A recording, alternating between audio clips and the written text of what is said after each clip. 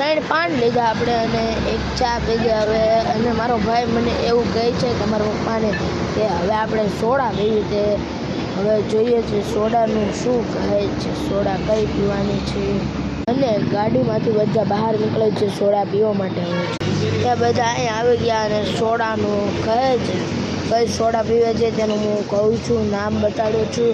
હવે જોઈએ આપણે.